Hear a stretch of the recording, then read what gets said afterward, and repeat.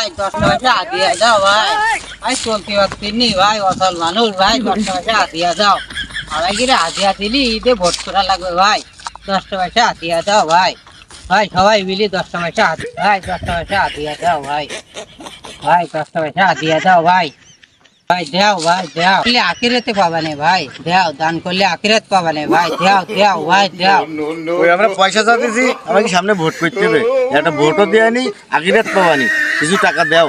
তা আখিরাতের মালিক কি বাবা তুমি? ওরে বাবা মালিক আমি হব কেন? তোমার আখিরাতের পথ দেখাই দেবানি তুমি মালিক হবানি। আমি যদি আখিরাতের কাজ না করি তাহলে সে পদটা পাবো কি করি? বাবা ভোট দেওয়ার দিন তাই একটা ব্যবস্থা করে দেবান। জোর চুরি করার জায়গা পাও না হ্যাঁ? যাও যাও যাও তোমাকে কি বিক্রিও দেবো না আমার দোয়ারও দরকার নেই তোমরা যাও যাও যাও যাও। মানুষের তো নীতি কথা করার জায়গা নেই। তাড়াতাড়ি চলো ওই সামনে একটা লোক আছে দরবার করবো দোয়াই দিতে আর কিছু নেওয়া যায় কিনা হাতে দিয়ে। মানুষে আজকাল এবার শুনতিন না লেকচার আর ইরাম লেকচার আর শুনি শুনি পাইতিন না আমাকে বুঝে এখন তো ওইটাই আছে আর তো কিছু নেই তা চলো তো দুই ধরে গিয়ে দেখি।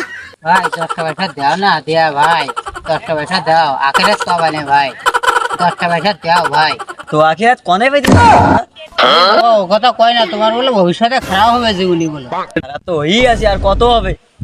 ওই কত বছর দাও আর দিয়া দাও ভোট একটা ভোটও দিয়া নেই আমি কি ফকির কমিটির নির্বাচন চলতি হলো কি যে সে দেখতে নির্বাচন দাঁড়াইছি যে ও ভাই তো আমাকে কি অধিকার নেই ভোট করার হ্যাঁ তুমি কি মনে ভাবতিস ওইরে যদি এই লাফালাফি হয় তাহলে আর মানুষের কি হবে তা ঠিক ঠিকানা নেই।